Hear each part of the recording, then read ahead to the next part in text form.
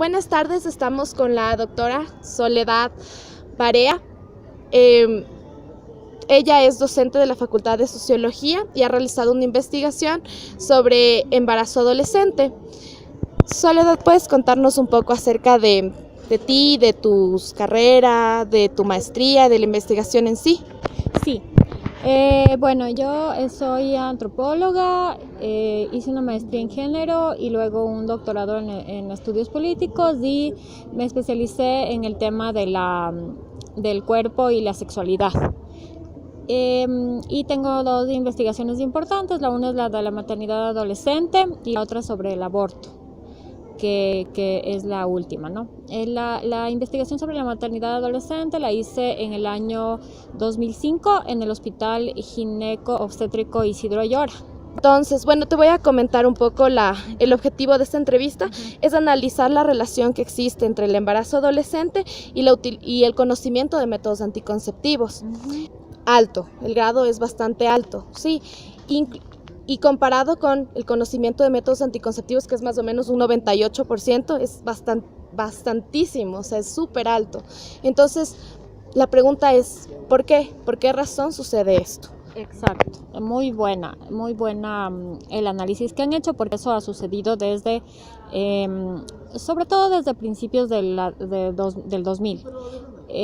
En los 90 el embarazo adolescente se disparó, o al menos las estadísticas lo visibilizaron.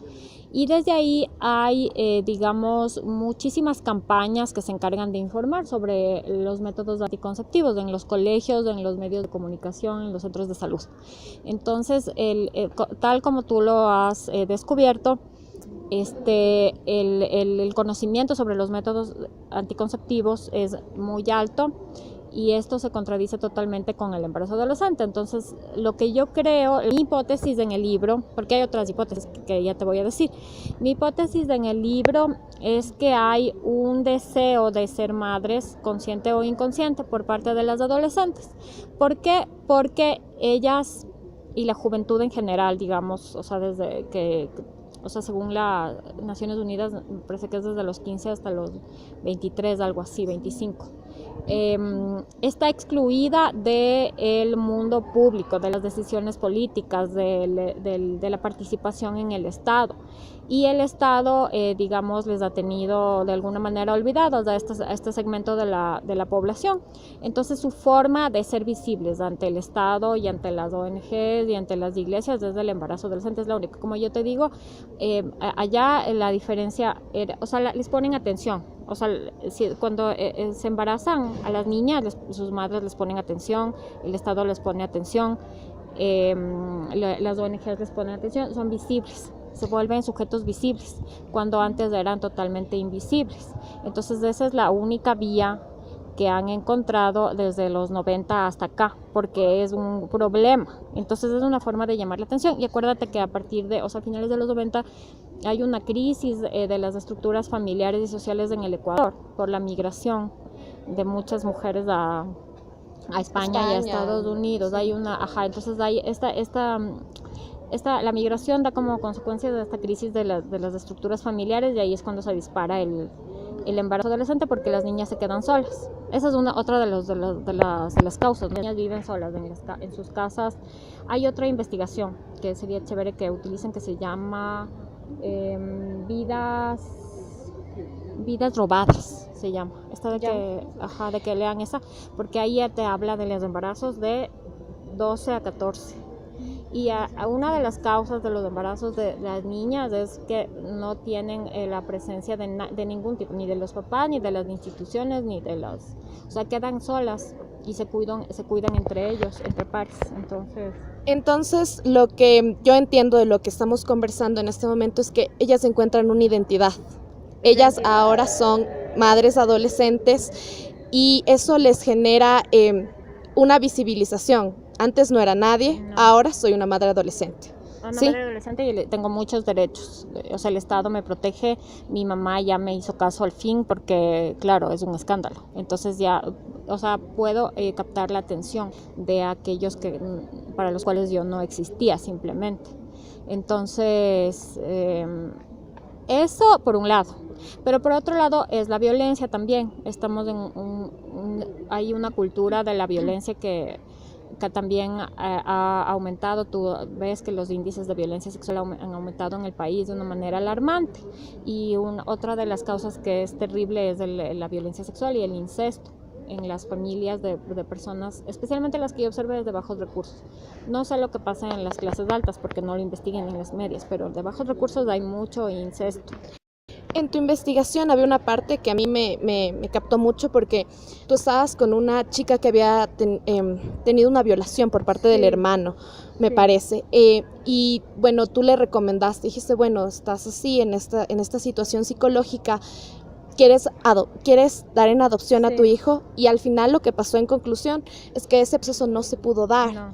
Entonces hay mucha culpabilización en el hecho de madres adolescentes. Sí.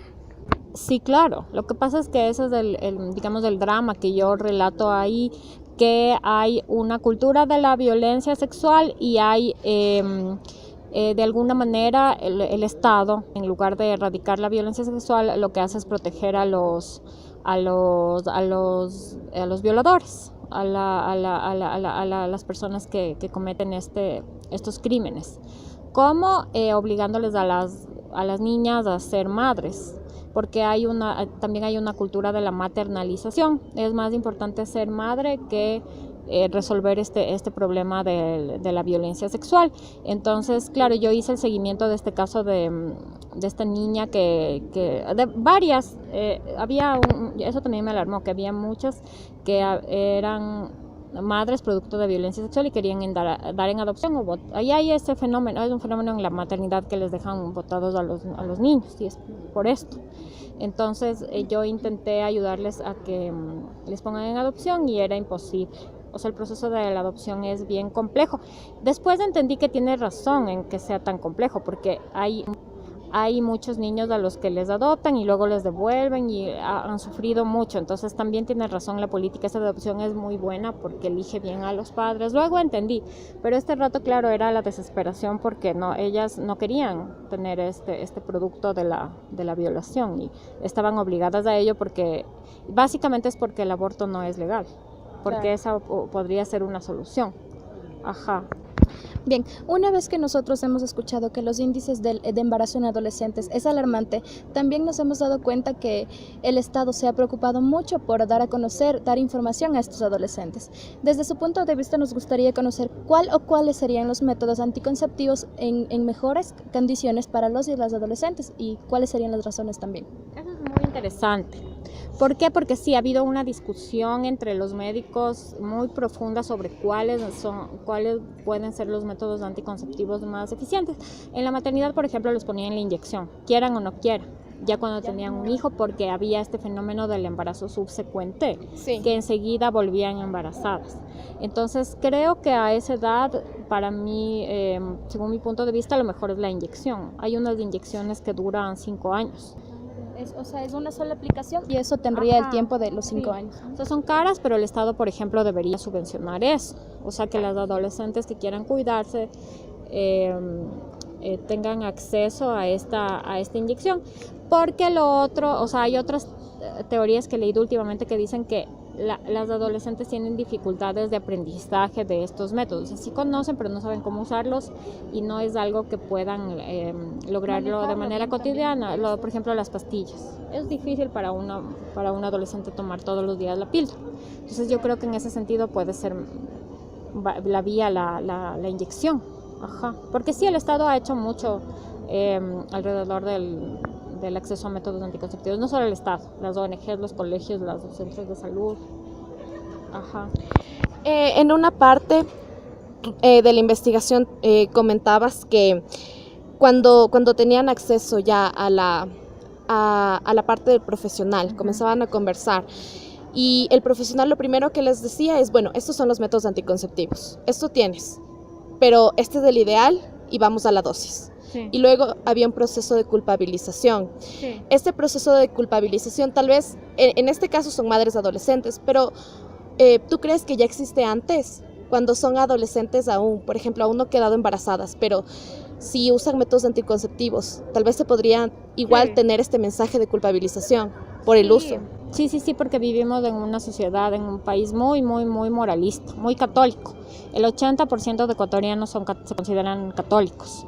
Y tú sabes que desde el catolicismo los métodos anticonceptivos son mal vistos, son vistos como abortivos todos.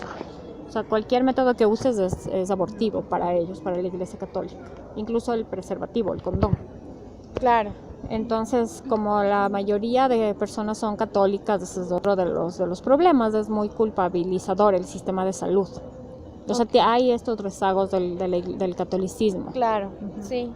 Como conocemos nosotros también, el Estado y las escuelas se han preocupado por esto, ¿no? Entonces nos gustaría saber qué enfoque sería el más adecuado para que podamos conseguir esto, que es evitar el embarazo adolescente. Tomando en cuenta que estamos en un enfoque muy biologista, muy estos son los métodos anticonceptivos, tomen, pero no está funcionando muy bien. Entonces, ¿cuál sería el enfoque más adecuado para trabajar métodos anticonceptivos? Claro, habría que estudiar, ahí nos pueden ayudar mucho los pedagogos, pedagogas, porque ellos saben cómo enseñar, o sea, todo esto del aprendizaje significativo, cómo enseñar así realmente de manera que ellas incorporen estos conocimientos. Y eso saben yo creo que hay que aliarse con las pedagogas, más que claro, porque ha habido una alianza es un enfoque biomédico. Ajá. Sí. O sea, no hay que dejar de lado la ciencia, porque lo que pasó fue que cuando le dieron este plan de planificación familiar al plan familia, ellos introdujeron el enfoque de valores, de abstinencia, y ese digamos que es el peor enfoque. Sí. El científico es mucho mejor, y yo creo que ahí habría que aliarse con las pedagogas para que ellas nos ayuden con estos conocimientos del aprendizaje. Bueno, entonces, concluyendo un poco ya, lo que podemos llegar a rescatar es que sí, hemos tenido mucha influencia de todos lados, hay mucha culpa, hay procesos de, no desconocimiento, porque las estadísticas nos dicen, ahí hay conocimiento. Sin embargo, tal vez las adolescentes no lo saben manejar, no lo saben utilizar, no lo comprenden de la manera adecuada. También podemos hablar de procesos de motivación. En ese momento ya no estoy motivada a utilizar. Yo conozco, pero en ese momento ya no estoy motivada. Y también de lo último podríamos decir que sí, sin embargo se manejó en el plan familia, se manejó un enfoque de abstinencia y esa no era la solución. Después manejamos un enfoque de más salud, vamos a regalar métodos anticonceptivos, pero nos estamos olvidando de la parte educativa, según yo comprendo. Nos estamos olvidando de llegar, por ejemplo, al afecto, a procesos de afecto, de motivación, de planificación familiar, tal vez no cuando yo ya tengo un embarazo adolescente, porque en tu investigación sí se comentaba que había planificación familiar, pero ya cuando yo tengo un embarazo adolescente. Tal vez podríamos utilizar planificación familiar antes. Exacto. Sí. Por supuesto. Eso es lo interesante de la NIPLA, de la Estrategia Nacional de Planificación Familiar, que tenían esta idea de que la planificación familiar esté desde que son niñas, las mujeres. Iban introduciendo en el currículo ya la idea de planificación familiar desde los primeros años. Eso fue muy criticado por eso mismo, porque mucha gente decía, ¿para qué les vas a dar tanta información a los niños? Entonces había gente que decía que tenía que ser la planificación desde que estaban un poco más grandes, pero ya había, eso también pueden revisar en qué consistía la estrategia. Sí, ok, entonces había mucha planificación, podemos utilizar planificación familiar desde antes, tal vez, y proyecto de vida, trabajarlo de otra manera. Sí, trabajarlo de una manera. Yo cuando leía la investigación me imaginaba y decía, bueno, la pregunta tal vez podría ser, ¿cuántos hijos quiero yo tener? Ya. Sí, pero desde antes, ¿cuántos hijos quiero yo tener? Y eso, ¿cómo me va a afectar a mí en mi vida? ¿Qué voy a hacer? ¿Quiero ser una madre? Tal vez no quiero ser una madre. Exacto. Sí, entonces tal vez podríamos utilizar todos estos cuestionamientos a la hora de trabajar métodos anticonceptivos, educación sexual y con esto prevenir el embarazo adolescente. Sí, eso creo que serían nuestras conclusiones principales de esta entrevista. ¿Tienes alguna, Jessie? No, eso creo que eso concluye en todo lo que nosotros hemos podido observar e identificar también. Muchas gracias por la información que nos ha ayudado. Gracias, sí.